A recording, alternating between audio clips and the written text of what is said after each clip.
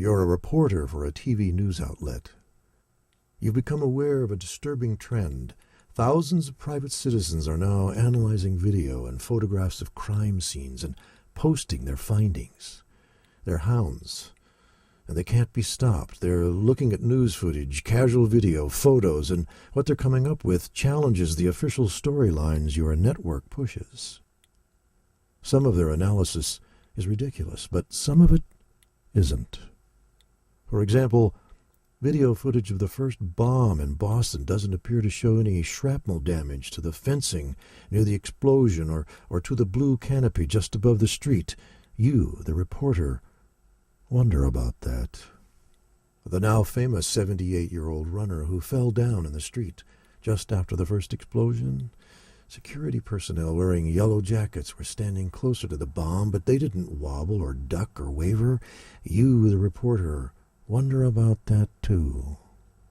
You, the reporter, see a photo of a storefront which was presumably right next to the first bomb. The windows are blown out, but all the glass is lying in the street, which would indicate the force of the explosion was coming from inside the store. How is that possible, you ask yourself? Then there are the quickly circulating photos of the man in the wheelchair. He's missing large parts of both legs. People are pushing the chair. His legs are bleeding, but other posted photos, do they show he already was wearing prosthetics? Is it true he should already be dead from the massive blood loss? You, the reporter, are disturbed by this. You also look at several photos of the pressure cooker bomb. In the twisted metal remains, you see discoloration, but no signs the nails or ball bearings of the bomb penetrated the pressure cooker or pitted it or ended up embedded in it. You look at the photos of men standing near the marathon finish line. The men in identical uniforms who have variously been described as Navy SEALs, Coast Guard, and Craft International Security personnel. What were they doing there? Running a drill? Watching suspects or patsies or bomb planters? What was going on? You look at the photo of the younger Tasnarov brother leaving the scene after the bombs went off. He's still wearing his backpack? And another photo, the one of the ripped-apart backpack on the ground. Is that a white square on it?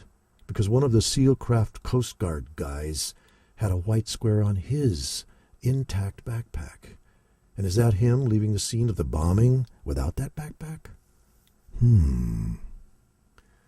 You, the reporter, now face several quandaries. First, if you decide to look into all this, you'll have to do actual work. Investigation. That isn't part of your job description. You basically talk to official sources, obtain their statements, repeat them, and sound like you know what you're talking about. Investigation? What's that? Second, if you undertake a serious inquiry, you're going to have to verify all these photos and all this video footage, that they're pristine and haven't been altered or cropped in order to mislead. You'll have to find experts to help you. More work. You're already feeling exhausted just thinking about it.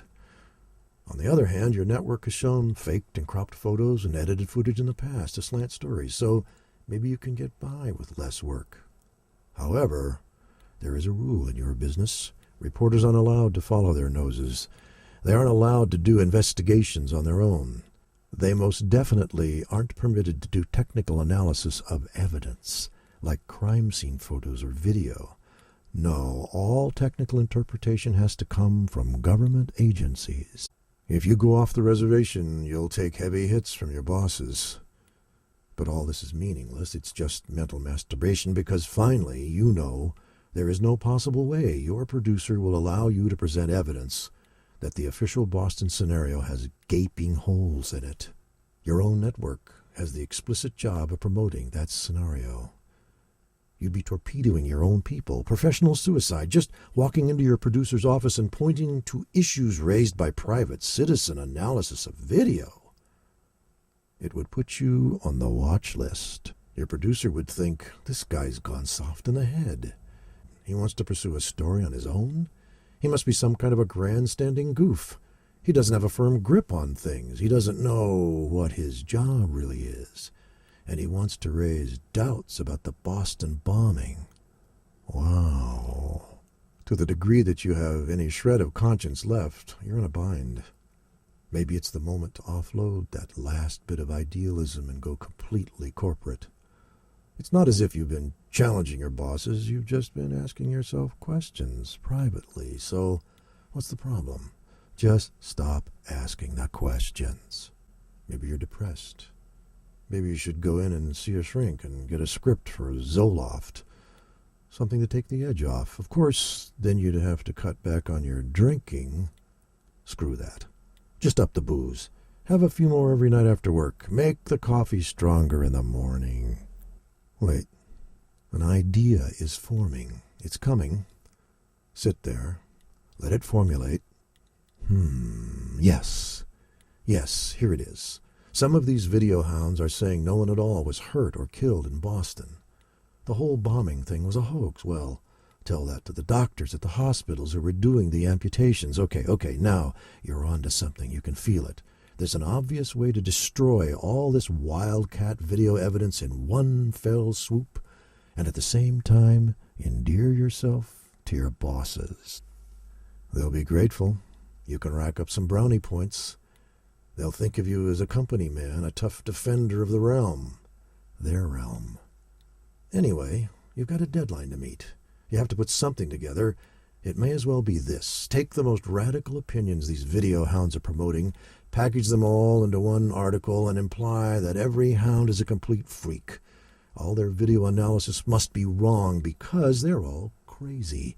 It's the old rejection by generality and by ad hominem. By straw man. Didn't you learn something about those logical fallacies in college? Time to put them to use. Do the conspiracy theorist thing. Say these weirdos have far too much time on their hands. And what else? They're dangerous. Sure. Refer back to that FBI dude who's in charge of the Boston investigation, Des Larans, who said people should focus on helping the investigation by looking at certain photos and no others. How'd he put it? He said, there were irrelevant photos out there, and if people tipped the FBI to them, they'd overload the agents and delay the search for the bombers. That's it. These private video hounds are dangerous. They're giving people too much information. So they have crazy ideas. 1. They're saying nobody was hurt. There were no bombs. 2. They're claiming all the bleeding people at the marathon were actors brought in from some outfit in Colorado. 3. They're saying these massacre ops are designed to shut down freedom in America. 4. They're dangerous. 5. Roll all that up into a ball and you're good to go. Whatever they've actually got in terms of troubling and disturbing and truthful video and photo evidence will disappear in a sea of ridicule. Perfect. Imply there are 2 basic classes of people, the normals and the crazies. The crazies are threatening the rest of us. They're multiplying like fruit flies. They're swarming the internet.